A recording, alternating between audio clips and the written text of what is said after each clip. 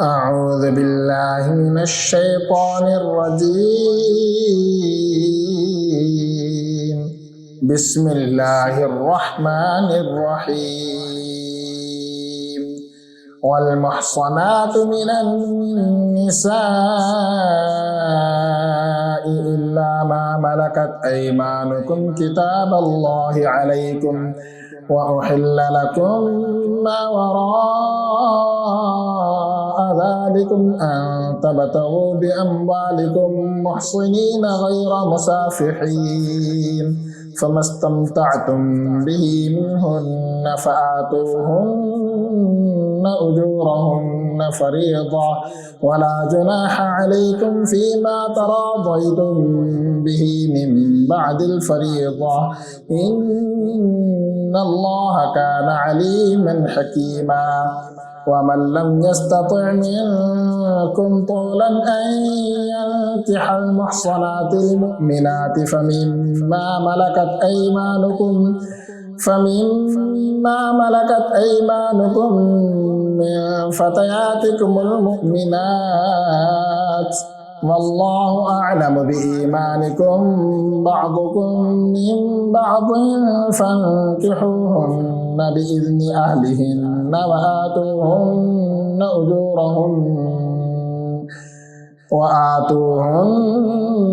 أجورهن بالمعروف محصنات غير مسافحات ولا متخذات أخدان، فإذا أحصن فإن أتين بفاحشة فعليهن نصف ما على المحصنات من العذاب، ذلك لمن خشي العنة منكم، وأن تصبروا خير لكم، والله غفور رحيم. يريد الله ليبين لكم ويهديكم سنن الذين من قبلكم ويتوب عليكم، والله عليم حكيم. والله يريد أن يتوب عليكم ويريد الذين يتبعون الشهوات أن تميلوا ميلا عظيما. يريد الله أن يخفف عنكم وخلق الإنسان ضعيفا. يا أيها الذين آمنوا لا تأكلوا أموالكم بينكم بالباطل إلا أن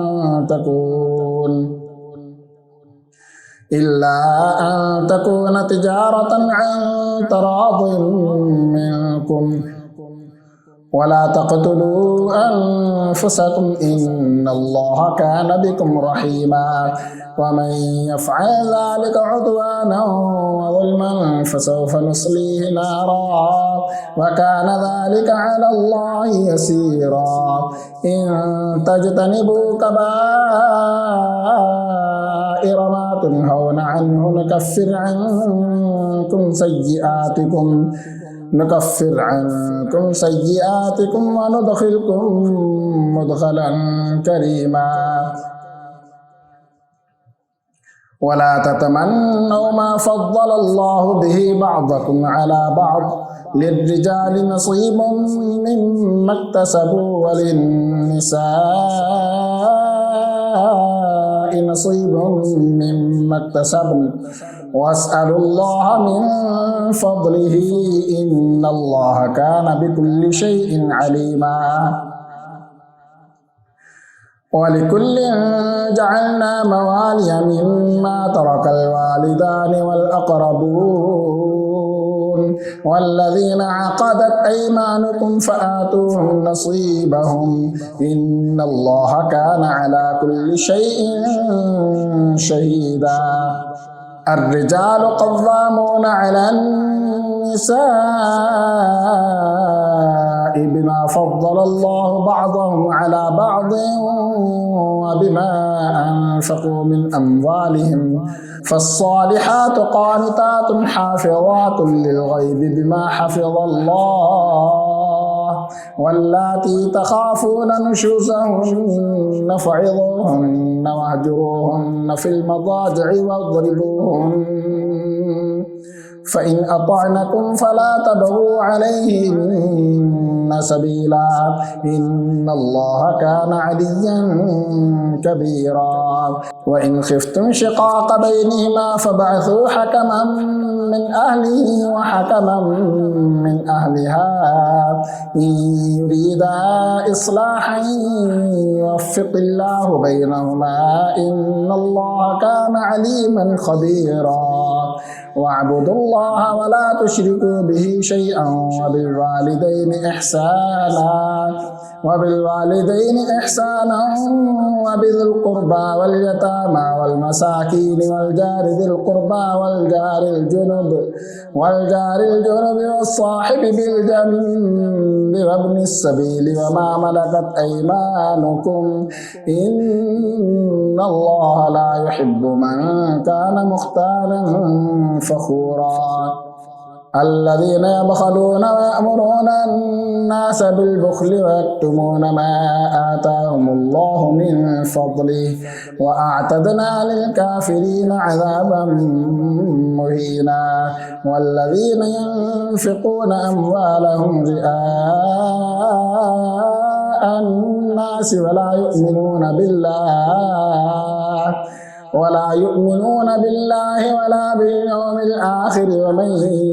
يكن الشيطان له قرينا فساء قرينا وماذا عليهم لو آمنوا بالله واليوم الآخر وأنفقوا مما رزقهم الله وكان الله بهم عليما إن الله لا يظلم مثقال ذرة وإن تك حسنة يضاعفها ويؤت من لدنه أجرا عظيما فكيف إذا جئنا من كل أمة بشهيد وجئنا بك على هؤلاء شهيدا يومئذ يود الذين كفروا وعصوا الرسول لو تسوى بهم الأرض ولا يكتمون الله حديثا يا أيها الذين آمنوا لا تقربوا الصلاة وأنتم سكارى حتى تعلموا ما تقولون ولا جنبا إلا عابري سبيل حتى تغتسلوا وإن كنتم مرضى أو على سفر أو جاء أحد منكم من الغائط أو لامستم النساء فلم تجدوا ماء فتيمموا صعيدا طيبا فامسحوا بوجوهكم وأيديكم إن الله كان عفوا غفورا ألم تر إلى الذين أوتوا نصيبا من الكتاب يشترون الضلالة ويريدون أن تضلوا السبيل والله أعلم بأعدائكم وكفى بالله وليا وكفى بالله نصيرا من الذين هادوا يحرفون الكلم عن مواضعه ويقولون سمعنا وعصينا واسمع غير مسمع وراعنا لجا بألسنتهم وطعنا في الدين ولو أنهم قالوا سمعنا وأطعنا واسمع وانظرنا لكان خيرا لهم وأقوم ولكن لعنهم الله بكفرهم فلا يؤمنون إلا قليلا يا أيها الذين أوتوا الكتاب آمنوا بما نزلنا مصدقا لما معكم من قبل أن نطمس وجوها فنردها على أدبارها أو نلعنهم كما لعنا أصحاب السبت وكان أمر الله مفعولا إن الله لا يغفر أن يشرك به ويغفر ما دون ذلك لمن يشاء ومن يشرك بالله فقد افترى إثما عظيما ألم تر إلى الذين يزكون أنفسهم بل الله يزكي من يشاء ولا يظلمون فتيلا انظر كيف يفترون على الله الكذب وكفى به إثما مبينا ألم تر إلى الذين أوتوا نصيبا من الكتاب يؤمنون بالجبت والطاغوت ويقولون للذين كفروا هؤلاء أهدى من الذين آمنوا سبيلا أولئك الذين لعنهم الله ومن يلعن الله فلن تجد له نصيرا أم لهم نصيب من الملك فإذا لا يؤتون الناس نقيرا أم يحسدون الناس على ما آتاهم الله من فضله فقد آتينا آل إبراهيم الكتاب والحكمة وآتيناهم ملكا عظيما فمنهم من آمن به ومنهم من صد عنه وكفى بجهنم سعيرا إن الذين كفروا بآياتنا سوف نصليهم نارا كلما نضجت جلودهم بدلناهم جلودا غيرها ليذوقوا العذاب إن الله كان عزيزا حكيما والذين آمنوا وعملوا الصالحات سندخلهم جنات تجري من تحتها الأنهار خالدين فيها أبدا لهم فيها أزواج مطهرة وندخلهم ظلا ظليلا إن الله يأمركم أن تؤدوا الأمانات إلى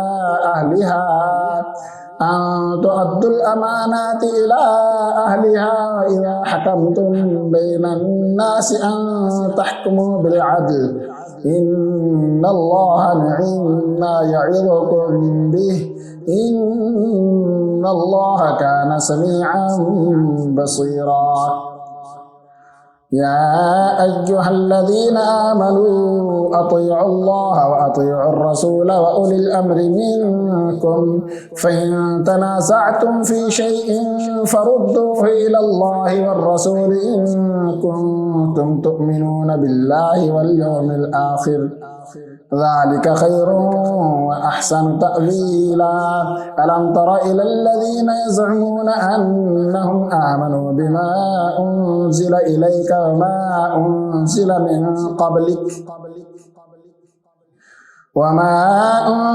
من قبلك يريدون أن يتحاكموا إلى الطاغوت وقد أمروا أن يكفروا به ويريد الشيطان أن يضلهم ضلالا بعيدا وإذا قيل لهم تعالوا إلى ما أنزل الله وإلى الرسول رأيت المنافقين يصدون عنك صدودا فكيف إذا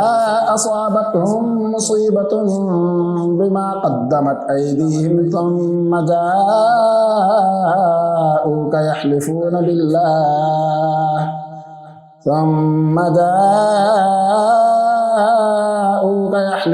بالله إن أردنا إلا إحسانا وتوفيقا أولئك الذين يعلم الله ما في قلوبهم فأعرض عنهم وعظهم وقل لهم في أنفسهم قولا بليغا وما أرسلنا من رسول إلا ليطاع بإذن الله ولو أنهم إذ ظلموا أنفسهم جاءوك فاستغفروا الله واستغفر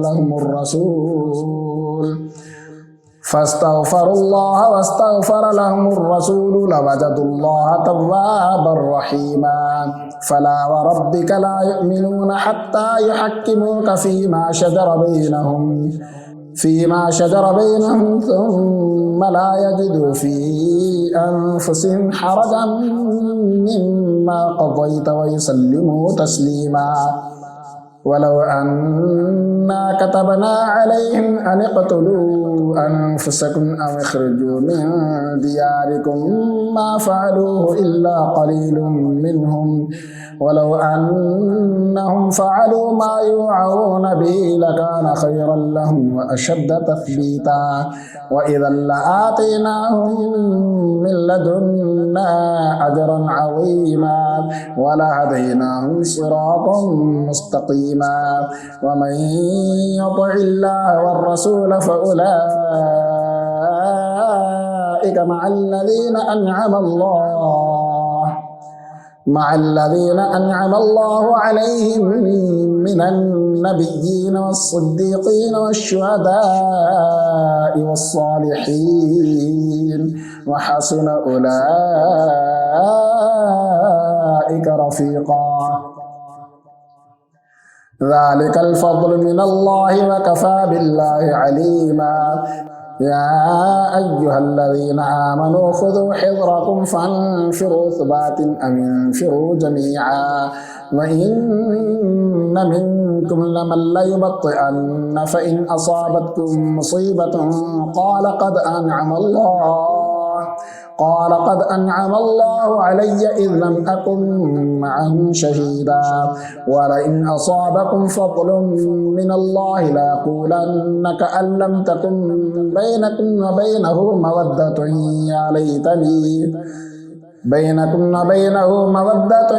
يا ليتني كنت معهم فأفوز فوزا عظيما. فليقاتل في سبيل الله الذين يشرون الحياة الدنيا بالآخرة ومن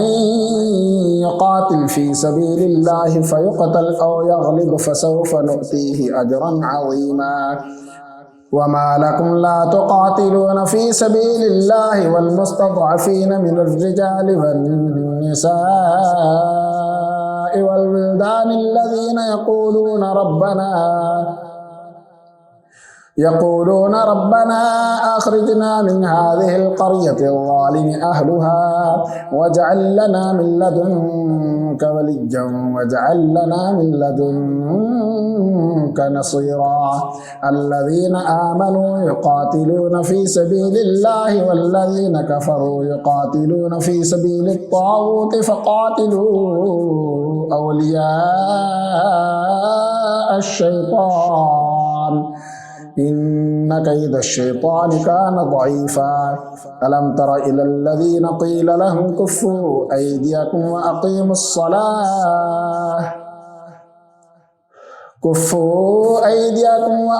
الصلاة وآتوا الزكاة فلما كتب عليهم القتال إذا فريق منهم يخشون الناس كخشية الله أو أشد خشية وقالوا ربنا لم كتبت علينا القتال لولا أخرتنا إلى أجل قريب قل متاع الدنيا قليل والآخرة خير لمن اتقى ولا تظلمون فتيلا. أينما تكونوا يدرككم الموت ولو كنتم في بروج مشيدة وإن تصبهم حسنة يقولوا هذه من عند الله وإن تصبهم سيئة يقولوا هذه من عندك قل كل من عند الله. فما لهؤلاء القوم لا يكادون يفقهون حديثا. ما أصابك من حسنة فمن الله وما أصابك من سيئة فمن نفسك وأرسلناك للناس رسولا وكفى بالله شهيدا. من يطع الرسول فقد أطاع الله ومن تولى فما أرسلناك عليهم حفيظا. ويقولون طاعة فإذا برزوا من عندك بيت طائفة منهم غير الذي تقول والله يكتب ما يبيتون فأعرض عنهم وتوكل على الله وكفى بالله وكيلا أفلا يتدبرون القرآن ولو كان من عند غير الله لوجدوا فيه اختلافا كثيرا وإذا جاءهم أمر من الأمن أو الخوف أذاعوا به ولو ردوه إلى الرسول وإلى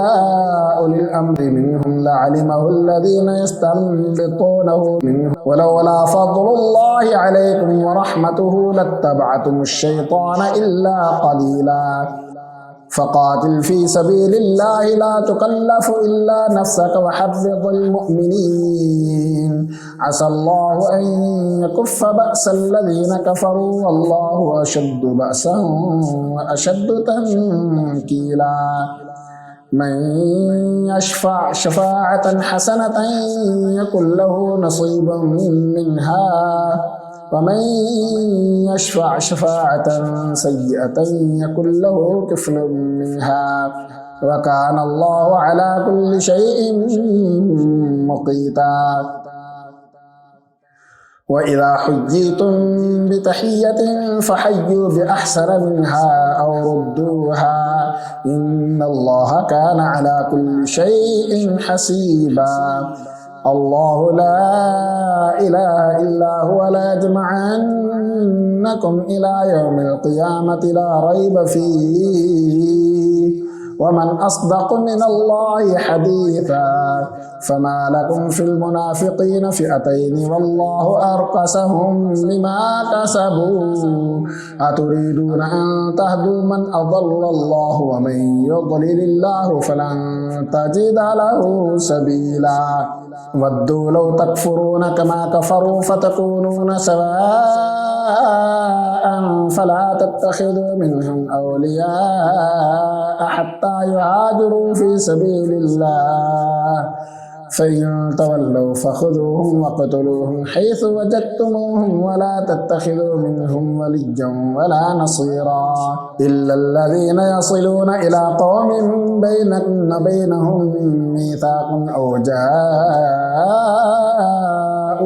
حصرت صدورهم أن يقاتلوكم أو يقاتلوا قومهم ولو شاء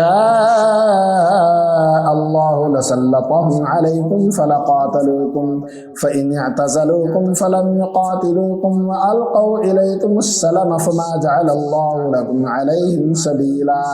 ستجدون آخرين يريدون أن يأمنوكم ويأمنوا قومهم كلما ردوا إلى الفتنة أركسوا فيها فإن لم يعتزلوكم ويلقوا إليكم السلم ويكفوا أيديهم فخذوهم وقتلوهم حيث ثقفتموهم وأولئكم جعلنا لكم عليهم سلطانا مبينا وما كان لمؤمن أن يقتل مؤمنا إلا خطأ ومن قتل مؤمنا خطأ فتحرير رقبة مؤمنة ودية مسلمة إلى أهله إلا أن يصدقوا فإن كان من قوم عدو لكم وهو مؤمن فتحرير رقبة مؤمنة وإن كان من قوم بينكم وبينهم ميثاق فدية مسلمة إلى أهله وتحرير رقبة مؤمنة فمن لم يجد فصيام شهرين متتابعين توبة من الله وكان الله عليما حكيما ومن يقتل مؤمنا متعمدا فجزاؤه جهنم خالدا فيها وغضب الله عليه ولعنه وأعد له عذابا عظيما يا أيها الذين آمنوا إذا ضربتم في سبيل الله فتبينوا ولا تقولوا لمن ألقى إليكم السلام لست مؤمنا تبتغون عرض الحياة الدنيا فعند الله مغانم كثيرة كذلك كنتم من قبل فمن الله عليكم فتبينوا إن الله كان بما تعملون خبيرا لا يستوي القاعدون من المؤمنين غير أولي الضرر والمجاهدون في سبيل الله بأموالهم وأنفسهم فضل الله المجاهدين بأموالهم وأنفسهم على القاعدين درجة وكلا وعد الله الحسنى وفضل الله المجاهدين على القاعدين أجرا عظيما درجات منه ومغفرة ورحمة وكان الله غفورا رحيما إن الذين توفاهم الملائكة ظالمي أنفسهم قالوا فيم كنتم قالوا كنا مستضعفين في الأرض قالوا ألم تكن أرض الله واسعة فتهاجروا فيها فأولئك مأواهم جهنم وساءت مصيرا إلا المستضعفين من الرجال والنساء والولدان لا يستطيعون حيلة ولا يهتدون سبيلا فأولئك عسى الله أن يعفو عنهم وكان الله عفوا غفورا ومن يهاجر في سبيل الله يجد في الأرض مراغما كثيرا وسعة ومن يخرج من بيته مهاجرا إلى الله ورسوله ثم يدركه الموت فقد وقع أجره على الله وكان الله غفورا رحيما وإذا ضربتم في الأرض فليس عليكم جناح أن تقصروا من الصلاة إن خفتم أن يفتنكم الذين كفروا إن الكافرين كانوا لكم عدوا مبينا وإذا كنت فيهم فأقمت لهم الصلاة فلتقم طائفة منهم معك وليأخذوا أسلحتهم فإذا سجدوا فليكونوا من ورائكم ولتأت طائفة أخرى لم يصلوا فليصلوا معك وليأخذوا حذرهم وأسلحتهم ود الذين كفروا لو تغفلون عن أسلحتكم وأمتعتكم فيميلون عليكم ميلة واحدة ولا جناح عليكم إن كان بكم أذى من مطر أو كنتم مرضى أن تضعوا أسلحتكم وخذوا حذركم إن الله أعد للكافرين عذابا مهينا فإذا قضيتم الصلاة فاذكروا الله قياما وقعودا وعلى جنوبكم فإذا اطمأننتم فأقيموا الصلاة إن الصلاة كانت على المؤمنين كتابا موقوتا ولا تهنوا في ابتغاء القوم إن تكونوا تعلمون فإنهم يعلمون كما تعلمون وترجون من الله ما لا يرجون وكان الله عليما حكيما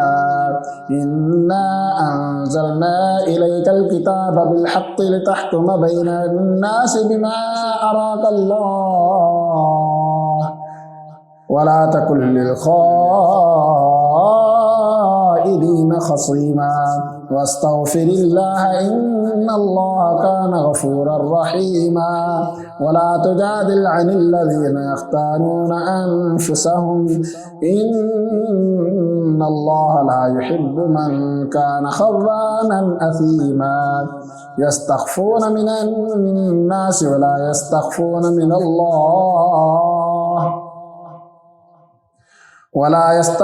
من الله وهو معهم إذ يبيتون ما لا يرضى من القول وكان الله بما يعملون محيطا. ها أنتم هؤلاء جادلتم عنهم في الحياة الدنيا فمن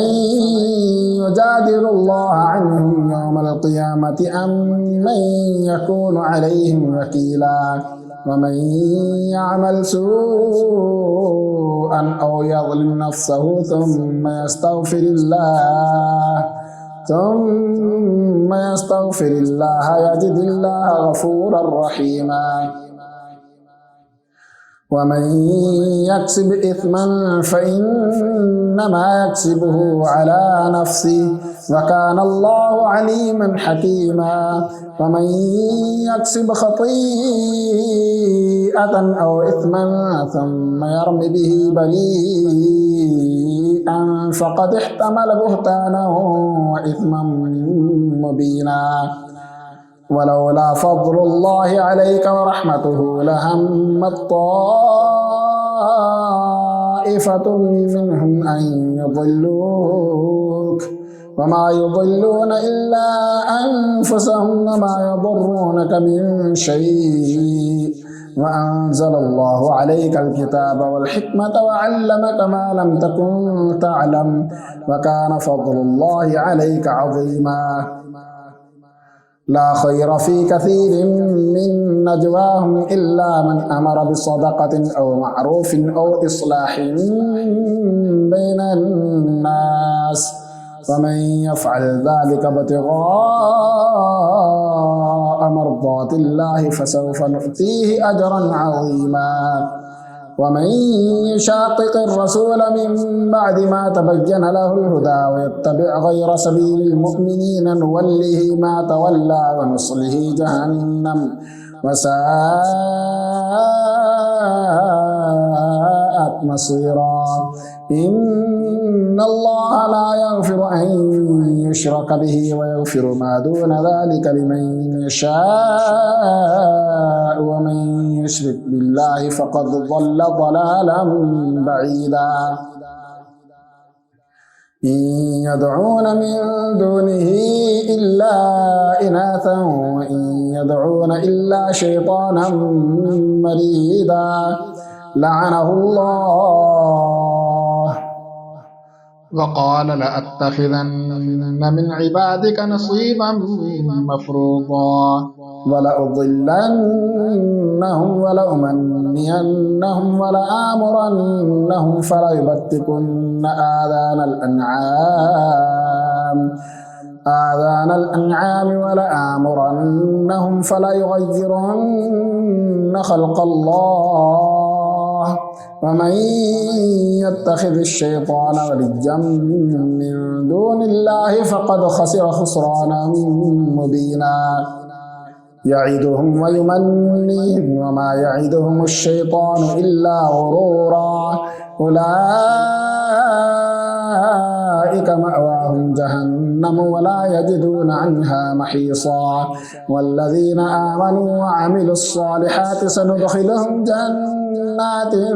تجري من تحتها الأنهار خالدين فيها أبدا وعد الله حقا ومن أصدق من الله قيلا. ليس بأمانيكم ولا أماني أهل الكتاب من يعمل سوءا يجز به ولا يجد له من دون الله وليا ولا نصيرا. ومن يعمل من الصالحات من ذكر أو أنثى وهو مؤمن فأولئك يدخلون الجنة ولا يظلمون نقيرا. ومن أحسن دينا ممن أسلم وجهه لله وهو محسن واتبع ملة إبراهيم حنيفا واتخذ الله إبراهيم خليلا. ولله ما في السماوات وما في الأرض وكان الله بكل شيء محيطا. ويستفتونك في النساء قل الله يفتيكم فيهن وما يتلى عليكم في الكتاب في الكتاب في يتامى النساء اللاتي لا تؤتونهن ما كتب لهن وترغبون أن تنكحوهن والمستضعفين من البلدان وأن تقوموا لليتامى بالقسط وما تفعلوا من خير فإن الله كان به عليما. وإن امرأة خافت من بعدها نشوزا أو إعراضا فلا جناح عليهما أن يصلحا بينهما صلحا والصلح خير وأحضرت الأنفس الشح وإن تحسنوا وتتقوا فإن الله كان بما تعملون خبيرا. ولن تستطيعوا أن تعدلوا بين النساء ولو حرصتم فلا تميلوا كل الميل فتذروها كالمعلقة وإن تصلحوا وتتقوا فإن الله كان غفورا رحيما. وإن يتفرقا يغني الله كلا من سعته وكان الله واسعا حكيما. ولله ما في السماوات وما في الأرض ولقد وصينا الذين أوتوا الكتاب من قبلكم وإياكم أن اتقوا الله وإن تكفروا فإن لله ما في السماوات وما في الأرض وكان الله غنيا حميدا. ولله ما في السماوات وما في الأرض وكفى بالله وكيلا. إن يشأ يذهبكم أيها الناس ويأتي بآخرين وكان الله على ذلك قديرا. من كان يريد ثواب الدنيا فعند الله ثواب الدنيا والآخرة وكان الله سميعا بصيرا. يا أيها الذين آمنوا كونوا قوامين بالقسط شهداء لله ولو على أنفسكم أو الوالدين والأقربين إن يكن غنيا أو فقيرا فالله أولى بهما فلا تتبعوا الهوى أن تعدلوا وإن تلووا أو تعرضوا فإن الله كان بما تعملون خبيرا. يا أيها الذين آمنوا بالله ورسوله والكتاب الذي نزل على رسوله والكتاب الذي أنزل من قبل ومن يكفر بالله وملائكته وكتبه ورسله واليوم الآخر فقد ضل ضلالا بعيدا. إن الذين آمنوا ثم كفروا ثم آمنوا ثم كفروا ثم ازدادوا كفرا لم يكن الله ليغفر لهم ولا ليهديهم سبيلا. بشر المنافقين بأن لهم عذابا أليما.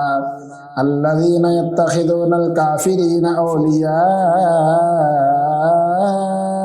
من دون المؤمنين